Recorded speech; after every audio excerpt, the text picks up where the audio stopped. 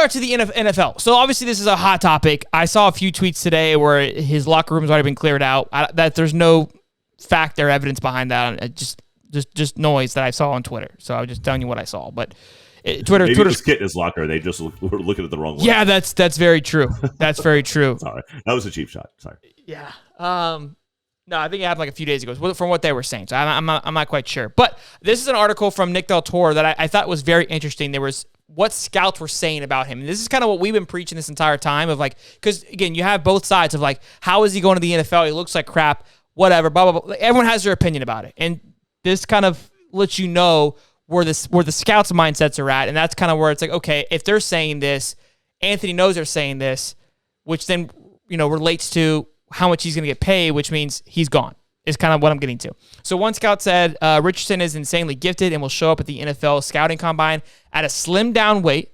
He'll run a 4.3, 4.4 40-yard dash. He won't throw at the combine, which none of the elite quarterbacks do anymore. Instead, he'll throw to a group of receivers that he's comfortable with at UF's Pro Day. They will have rehearsed the throws a dozen times and should do well in that setting, which I spoke today and I spoke Monday where he's done well with when Danny Thompson has full control over him. That's exactly what we're going to see here, so he's going to look phenomenal. Number 2, he's a top 20 pick for us. This is what another scout said. If he came back to school and had a great season, which we've been saying, showed improvements in his progression reads and accuracy, he could be a top 5 pick.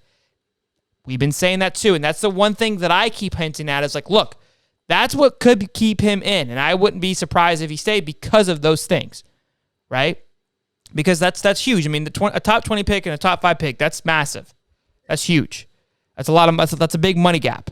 One scout said he would be best suited, in my opinion, to go to a situation where he doesn't start in year 1, which I've also said, but has a chance to learn and develop behind a veteran. That's another big point too, which that was what I also said. I'm like, look, we keep going. He needs to stay for another year and learn. Well, if I know, hey, I'm going to go play at this NFL team and sit behind this guy and get just as good of learning ability, and maybe my check isn't as big, but I'm still getting paid, then why wouldn't I do that? Because I'm going to get better. Same thing. Another scout said Anthony has much upside as anyone in regards to arm talent. He's the best athlete in the quarterback group in his class. In the games he's played well, he's played like a first-round draft pick. Every team has their own grades and systems, but in terms of upside, arm talent, size, and athletic ability, he's a no-brainer first-round pick. He's gone.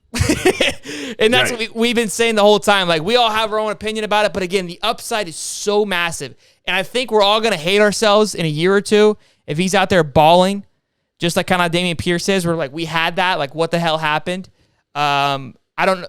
Hopefully not. I mean, I hope he has a good career. I mean, I'm hoping we kind of are in that situation because I want him to be successful.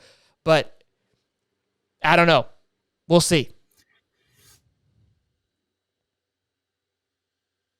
So to that point, and I think right now, if you are Richardson, you're getting these draft grades to you, and you're hearing, even if I'm a project and I'm not going to start for a couple years, that still makes me a first round pick. And my quarterback minimum salary to be a first round pick is massive.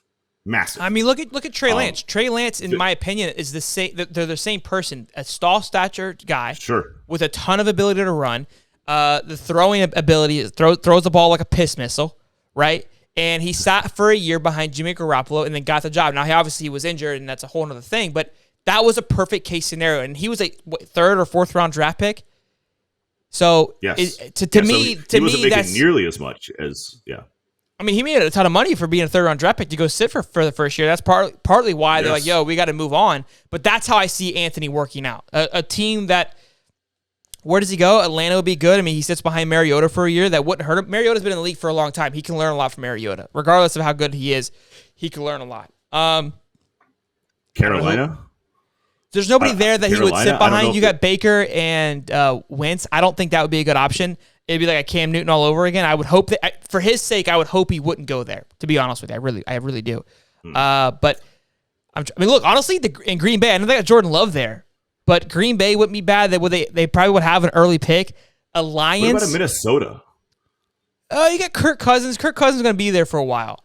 You got to think of Kirk Cousins isn't that dog, bro. Yeah, Kirk Cousins is pretty solid, boy. I think the Lions. I've never been a fan.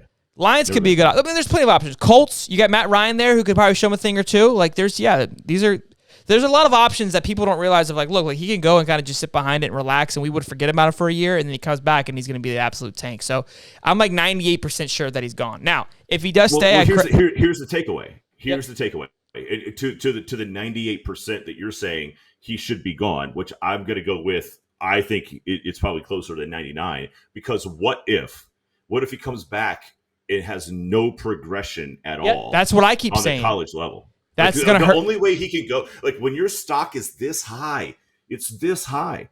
Right now, the only thing that you can do is just get worse because you're already projected to be a first-round pick. Just take it. No, so hold on, Q Lee. Oh boy.